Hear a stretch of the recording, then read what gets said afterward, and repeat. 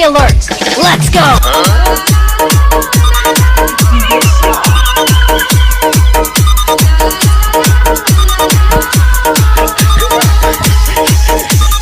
Search for vehicles. Gather around.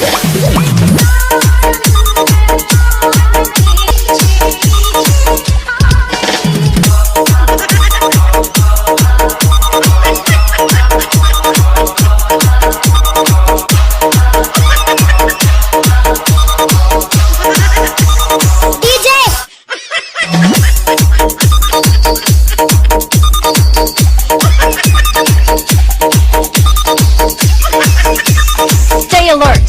Let's go. मैं आपके लिए ये एक छोटी सी भेंट लेकर आई हूँ। कंप्यूटर जी दिखाइए तो प्लीज। किधर है वो?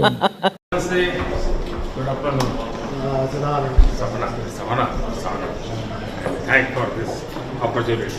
Well, all the people I want to invite to do a joint session. That but otherwise, without you, one cannot do.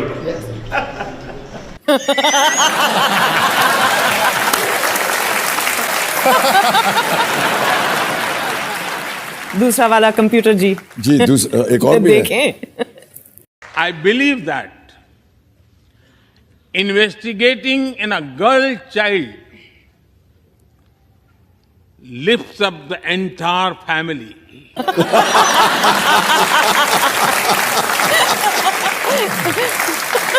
Last one sir. जी जी जी जरूर। Okay. Nearly 400,000 miles of optical fiber cable. बंद करो, हाथ जोड़ के मैं मोदी साहब से गुजारिश करता हूँ। अरे कहना क्या चाहते हो? वाह मोदी जी, वाह वाह। नहीं मोदी जी ने अच्छा किया। म्यूजिक।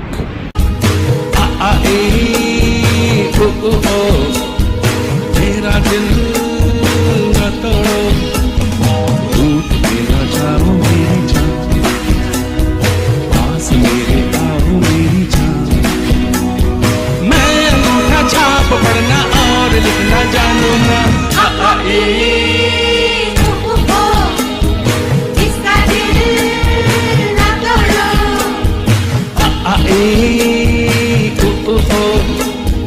मेरा दिल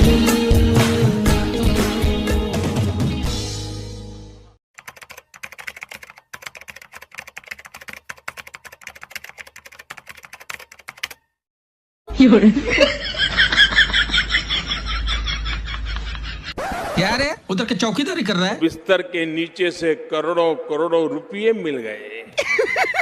पैसा ही पैसा होगा। मस्त प्लान है।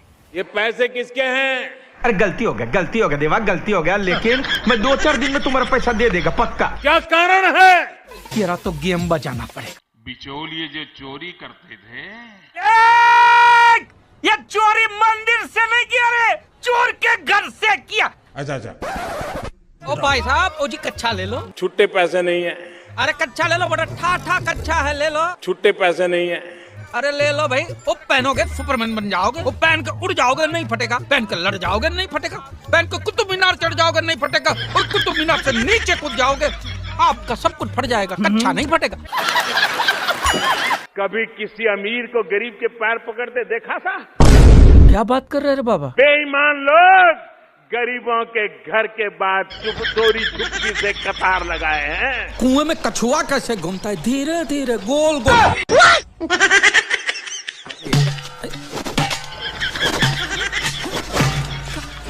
इस सज्जन को क्या तकलीफ है भाई?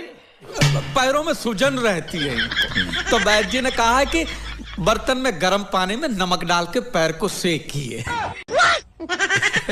अब इनके पास टाइम कहाँ रहता है, तो ऐसा ही पैरों में बर्तन को घुंघरू की तरफ पहन के घूमते रहते। ये क्या तरीका है? मस्त जोक मारा रे, ये हंस रहे हलकट हंस। रामायण सीरियल के बाद ऐसी हंसी सुनने का आज सौभाग्य मिला। ये तेरा वजह से मेरा आत्महत्या करने का टाइम आ गया है। मुझे यहाँ किसानों को पानी पहुँचाना है। उठा के बाल्टी मारेगा साला, पानी नहीं मांगेगा। मैं गरीब जात का हूँ। हाँ तो ये तुम्हारा समस्या है। गरीब मांगने वाला नहीं होता है, गरीब देने वाला होता है। हाँ तो 500 दिन 500 चलेगा। मुझे नौजवानों को रोजगार देना है। देखा फिर तुमने समस्या बदल डाली। न खाता हूँ न खाने दूंगा। फिर से आ गए रे बाबा, इधर जहर खाने का पैसा नहीं है तो जा रे। प्रधानमंत्री जी, 2-3 छोटे छोटे ऐसे सवाल जो जनता बहुत जानना चाहती है। सबसे पहले मैं आपसे ये जानना चाहता हूँ कि आप इतने गैजेट फ्रीक कैसे बने, क्योंकि गैजेट वक्त के साथ बदलते हैं। क्या आप अपना इतना वक्त निकाल लेते हैं कि आप आईपैड के साथ ट्यून हो जाएं, जो नया स्मार्टफोन आ रहा है उसके साथ ट्यून हो जाएं? एक तो अभी तो मैं मुख्यमंत्री पद का तो अभी बना, लेकिन उसके पहले टेक्नोलॉजी के प्रति मेरी रुचि थी। अभी कुछ लोग जो पेन से लिखते हैं ना पैड में, शायद 90s में मेरे पास एक पैड था जिसमें मैं पेन से लिखता था, वो 90s में। अभी वो कॉमन हो रहा है, मैं उस समय उपयोग करता था। शायद देश में शायद कोई हो सकता है, मुझे मालूम नहीं। मैंने पहली बार डिजिटल कैमरा का उपयोग किया था 87-88 में शायद, और उस समय बहुत कम लोगों के पास ईमेल रहता था। तो मेरे यहाँ विरमगाम तहसील में अडवाणी जी की सभा थी, तो मैंने वो डिजिटल कैमरा पर उनकी फ़ोटो ली। तब डिजिटल कैमरा इतना बड़ा आता था, मेरे पास था उस समय।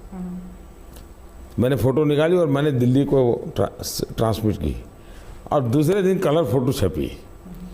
तो अडवाणी जी को बड़ा सरप्राइज हुआ कि दिल्ली में मेरी कलर फ़ोटो आज की आज कैसे छपी। कुछ भी दुनिया में डिजिटल कैमरा कब आया, दुनिया में आने के बाद भारत कब आया, दुनिया में ईमेल कब लॉन्च हुआ और भारत में कब लॉन्च हुआ। प्रधानमंत्री ने जब से एक इंटरव्यू में जवाब दिया है, 2019 के चुनाव का आखिरी चरण क्विज शो में बदल गया है। जितने भी लोग इस सवाल को लेकर टेंशन में थे कि कौन जीतेगा, बीजेपी को कितनी सीटें आएंगी, यूपी में महागठबंधन का क्या होगा, वे सारे लोग डिजिटल कैमरा कब आया यह पता लगाने में लग गए। यही नहीं, ईमेल कब लॉन्च हुआ इसकी भी खोज हो रही है।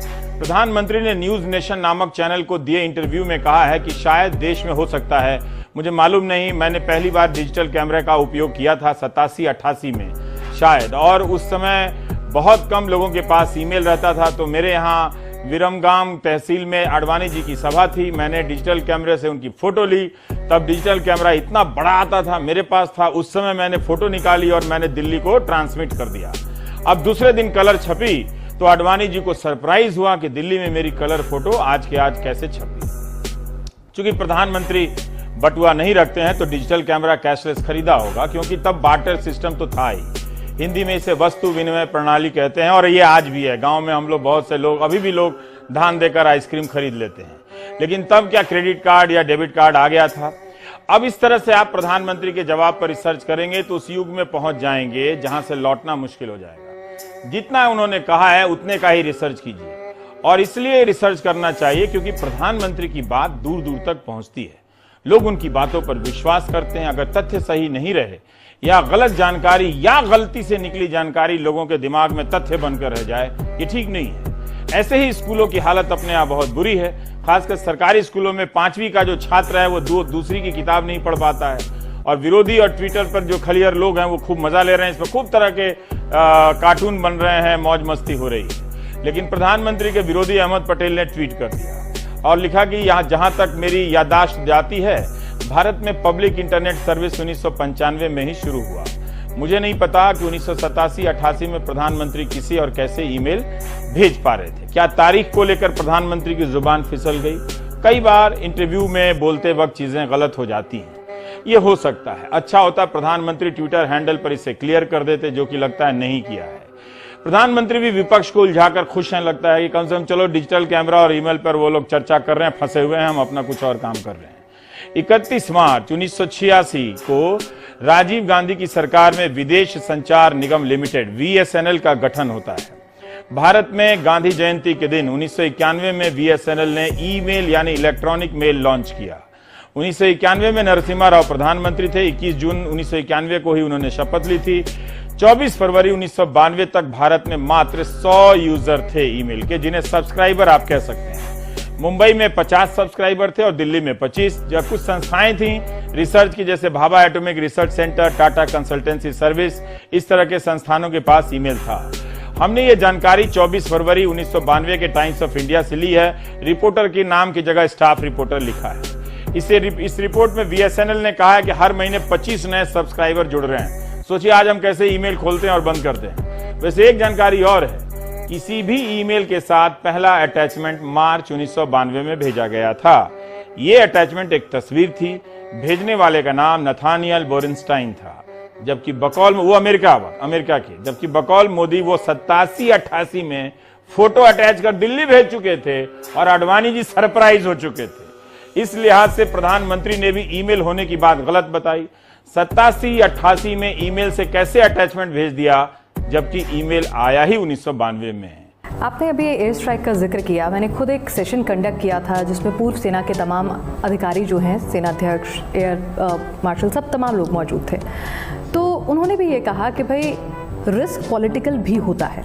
ऐसा नहीं है कि सिर्फ सेना काम कर रही है, पॉलिटिकल बैकिंग नहीं होगी तो काम नहीं हो सकता, तो आपको ड्यू क्रेडिट देना होता है। इसको लेकर अलग अलग मत हैं।